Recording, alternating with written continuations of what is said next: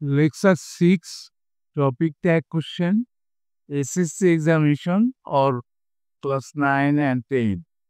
এক number tag কোশ্চেনটা কি বললো দেখি আমরা। Everybody is free now. এখানে দেখো ইজ আছে আর এভরিবডি আছে। তাইলে আমরা নিয়মটা দেখে আসি। দেখো এখানে ইজ আছে, ইজ থাকলে ইজটাই কিন্তু ডাইন পাশে যাবে। নট না থাকলে এটা নট নিতে হবে। আর এখানে এভরিবডি থাকলে দে বসবে।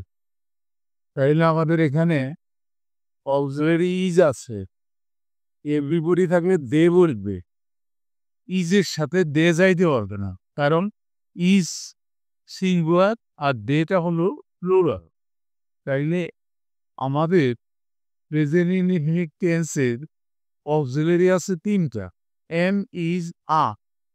প্লুরাল হলো আর, তাহলে আমরা ইজ বাদ দিয়ে আর নেব, নট নাই একটা নট নেব, আর এভরিবডির পরিবর্তে দে নেব।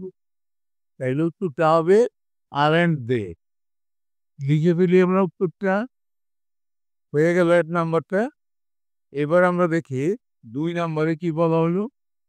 হি along with his friends will pay a visit to Sylhet. এখানে অ্যালং উইথ আছে, অ্যালং উইথ থাকলে পরে এখানে কিন্তু এই পরের যে সাবজেক্টটা হিজ ফ্রেন্ডস, সেটা আমরা ধরতে পারবো না, প্রথম সাবজেক্টটা ধরতে পারবো। তাইলে আমরা সাবজেক্ট হিসেবে হিটা নেব। এখানে উইল আছে, উইল পে। আমরা নিয়মটা দেখে আসি। 1 নাম্বার রুলসটা দেখো, এই যে উইল থাকলে উইলটা ডান পাশে যাবে, আর নট না থাকলে নট যাবে। তাহলে দেখো উত্তরটা কি হবে, উইলের সাথে নট যুক্ত করলে একত্র হয়ে হবে ওন। ওন কি লিখে ফেলি আমরা উত্তরটা, ওন কি। 2 নাম্বারটা হয়ে গেল। এবার আমরা 3 নাম্বার প্রশ্নটা দেখি। But Aslam has little interest in it.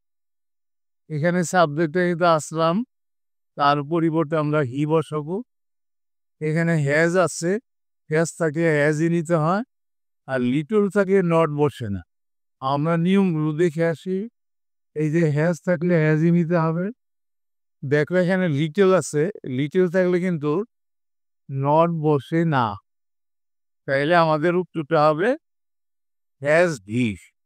আমরা লিখে ফেলি উত্তরটা। হয়ে গেল 3 নাম্বারটা। এবার 4 নাম্বারটা দেখি আমরা কি বললো। হি as well as his parents visited Sylhet last year. এখানে কিন্তু দেখো অ্যাজ ওয়েল অ্যাজ আছে, এই পরের সাবজেক্টটা প্যারেন্টস, এটা কিন্তু আমরা ধরতে পারবো না।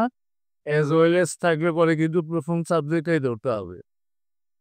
আর এখানে মূল ভার্বটা আছে ভিজিটেড, অর্থাৎ মূল ভার্বের পাস্ট ফর্ম আছে। পাস্ট ফর্ম থাকলে আমরা আমাদের ডিড আনতে হয়। তারপরও আমরা নিয়মগুলো দেখে আসি। 4 নাম্বার রুলটা দেখো, এই যে পাস্ট ইনডিফিনিট থাকলে ডিড নিতে হবে, আর 2 নাম্বারে নট না থাকে নট তো নিতেই হবে। তাইলে আমাদের উত্তরটা হবে ডিডেন্ট হি।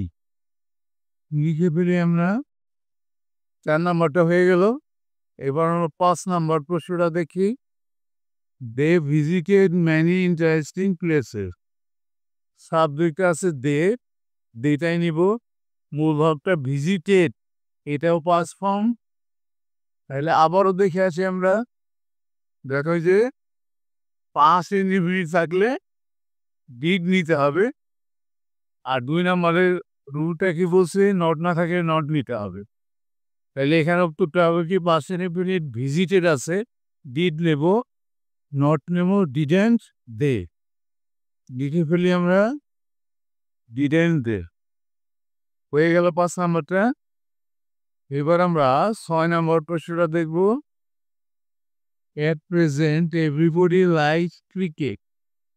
এখানে কিন্তু everybody আছে সাবজেক্টটা, আর লাইকস এস বা এস যুক্ত আছে, তার মানে প্রেজেন্ট ইনডিফিনিট আছে।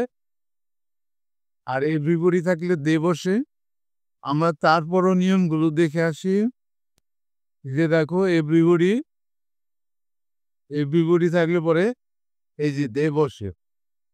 আর এই যে প্রেজেন্ট ইনডিফিনিট থাকলে পরে ডু বা ডাজ বসে। নট না থাকলে নট বসে। তাইলে এখানে এভরিবডির পরিবর্তে আমরা নেব দে। কিন্তু দের সাথে কিন্তু ডাজ যাবে না। এস বা এস যুক্ত থাকলে আমরা সাধারণত ডাজ নেই। এই ক্ষেত্রে কিন্তু আমরা ডাজ নিতে পারবো না, যেহেতু আমাদের সাবজেক্ট এভরিবডি, তার পরিবর্তে আমরা দে বসাবো। তাইলে ডু নিতে হবে আমাদের, আর নট নাই, একটা নট নিতে হবে, তাহলে হবে ডোন্ট দে। আমরা লিখে ফেলি। হয়ে গেল আমাদের 6 নম্বরটা। এবার আমরা 7 নম্বর প্রশ্নটা দেখি। Students hardly miss watching this game. Students subject, তার পরিবর্তে আমরা দে বসাবো, যেহেতু প্লুরাল। হার্ডলি থাকলে নট বসে না। মিস প্রেজেন্ট ইনডিফিনিট টেন্স কিন্তু। আমরা রুলসগুলো দেখে আসি। এখানে দেখো হার্ডলি থাকলে 3 নম্বর রুলটা, এই যে নট বসে না। আর 4 নম্বর রুলসটা প্রেজেন্ট ইনডিফিনিট থাকলে ডু বা ডাজ আসে। তাহলে এখানে হার্ডলি আছে, নট বসাবো না। মিস এটা কিন্তু প্রেজেন্ট ফর্মে আছে। প্রেজেন্ট ইনডিফিনিট টেন্স ডু বা ডাজ আসবে। এখানে এস বা এস যুক্ত নাই, তাহলে আমরা এখানে ডু আনবো। নট তো আনতে পারবো না হার্ডলির কারণে, তাইলে হবে ডু দে। আমরাও কুইটা লিখে ফেলি। হয়ে গেল 7 নাম্বার। এবার আমরা 8 নাম্বার প্রশ্নটা দেখি। Nothing is more enjoyable to them than cricket. এখানে নাথিং আছে, নাথিং থাকে পরিবর্তে প্রোনাউন ইট বসে, আর এখানে আছে ইজ, আর নো তো আছে। তারপরে আমরা নিয়মটা দেখে আসি। 7 নাম্বার নিয়মটা দেখো। নাথিং এভরিথিং এর পরিবর্তে প্রোনাউন ইট বসে। তাহলে এখানে নো আছে, নট নেব না আমরা। ইজ আছে, ইজ টে নেব, ইটের সাথে ইজ যাবে, তাইলে হবে উত্তরটা ইজ ইট। আমরা লিখে ফেলি। হয়ে গেল 8 নাম্বারটা। এবার আমরা 9 নম্বরের প্রশ্নটা দেখি। How exciting the game is. এখানে কিন্তু সাবজেক্টটা দ্য গেম, এটা এক্সক্লুসিভ সেন্টেন্সে আছে, এই জন্য সাবজেক্টের ভাবটা শেষে হয়েছে, ইজ আছে। আর এখানে কিন্তু নোট নাই, তাই না আমাদের একটা নোট দিতে হবে। উত্তরটা হবে গেমের পরিবর্তে আমরা অবশ্যই ইট নেব প্রোনাউন। উত্তরটা হবে ইজেন্ট ইট। লিখে ফেলি আমরা। হয়ে গেল আমাদের 9 নাম্বার। এবার আমরা 10 নাম্বারটা দেখি। Let's play this game. Let's থাকলে কি হয় আমরা দেখে আসি। একবারে 9 নাম্বার রুলসটা, 8 নাম্বার রুলসটা দেখো। লেটাস থাকলে শ্যালই বসে, তাইলে লেটস আছে, আমাদের শ্যালই বসবে। আমরা উত্তরটা লিখে ফেলি। হয়ে গেল। এর সাথে আজকের লেসনটা কিন্তু আমাদের শেষ হয়ে গেল। বাই দি বাই, তোমাদের কারো যদি ইউটিউব চ্যানেল থাকে, তাইলে তাদের জন্য আমার পরামর্শ থাকবে, তোমরা ভিডাইকিউ ব্যবহার করতে পারো। আবারও বলছি, ভিডাইকিউ, এটা তোমাকে সাবস্ক্রাইব দেবে এবং তোমার চ্যানেলটাকে গ্রো করতে সহায়তা করবে। আমার ভিডিও নিচে ডেসক্রিপশনে এটা লিঙ্ক দেওয়া আছে, সেখান থেকে নিয়ে নিতে পারো। Thank you for watching, see you next.